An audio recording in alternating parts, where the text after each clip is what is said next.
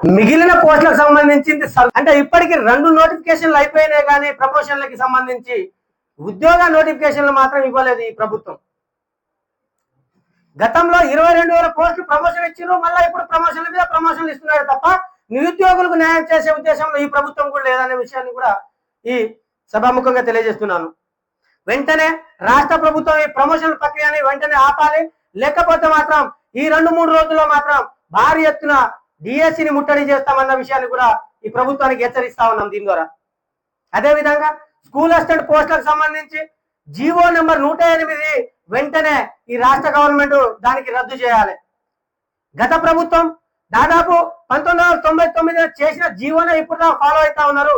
కొత్త జీవోని ఏర్పాటు చేయమనేసి దాదాపు 3 సంవత్సరాల నుంచి ఈ రాష్ట్ర ప్రభుత్వంలో వెనకాల మేము తిరుగుతా ఉన్నాం ఈ కాంగ్రెస్ గవర్నమెంట్ వచ్చిన తర్వాత నుంచి.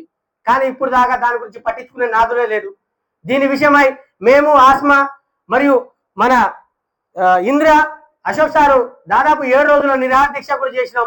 ప్రభుత్వంతో చర్చలకు పోయినాం. మేము దాని సంగతి చూస్తామను, మేము జీవోను మారుస్తామన్నారు, కానీ ఇప్పుడు దాకా జీవో మార్పేయలేదు. డిప్యూటీ సీఎం గారిని కలిసినాం, మేము పిసిసి అధ్యక్షుల్ని కలిసినాం, సీతక్కని కలిసినాం, ఎడ్యుకేషన్ ప్రిన్సిపల్ సెక్రటరీ కలిసినాం, ఎడ్యుకేషన్ కమిషనర్ని కలిసినాం, ఆకునూరు మురళి గారిని కలిసినాం.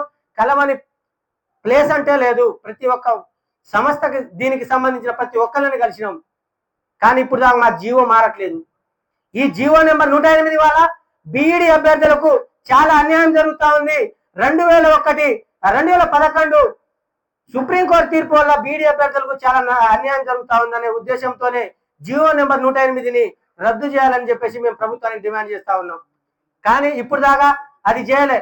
ఎందుకనగా స్కూల్ అసిస్టెంట్ పోస్టులలో 70% ఎస్జిటి టీచర్లకు ప్రమోషన్ ఇస్తా ఉన్నారు, 30% డైరెక్ట్ రిక్రూట్మెంట్ ద్వారా భర్తీ చేస్తా ఉన్నారు. మాకు స్కూల్ అసిస్టెంట్ పోస్టులు జిల్లాలో వచ్చేసి 20-30 వస్తున్నాయి. సబ్జెక్ట్ ఓరియంటెడ్ గా చూసుకుంటే జిల్లాలో 1-2, కొన్ని జిల్లాలో పోస్ట్ లేని పరిస్థితి ఏర్పడతా ఉంది. మాకు చాలా అన్యాయం జరుగుతా ఉందని చెప్పేసి ఎప్పటి నుంచో ఈ ప్రభుత్వాన్ని వేడుకుంటా ఉన్నాం, కానీ మా జీవోను మారుస్తలేరు. మా జీవోను మారవకుండా మాకు చాలా ఇబ్బంది పెడతా ఉన్నారు. రేపు మళ్ళీ డిఎస్సి నోటిఫికేషన్ ఇస్తామంటే 5,000-6,000 ఏ విధంగా ఇస్తారండి? 5,000-6,000 ఏ విధంగా ఇస్తారనేసి మా డిప్యూటీ సీఎం గారికి స్వయంగా డైరెక్ట్ గా క్వశ్చన్ వేస్తా ఉన్నాం. మీరు నిండు అసెంబ్లీ సాక్షిగా 22,000 పోస్టులను మేము ప్రమోషన్ ద్వారా భర్తీ చేసినామన్నారు కదా, అంటే 70% 22,000 పోస్టులు ఖాళీ ఉన్నట్టే కదా. హెచ్డి పోస్టులు 30% డైరెక్ట్ రిక్రూట్మెంట్ భర్తీ చేస్తారు కదా, అంటే ఇంకో 10,000 ఖాళీగానే ఉన్నారు కదా, అంటే 32,000 పోస్టులు ఖాళీగా ఉన్నాయి.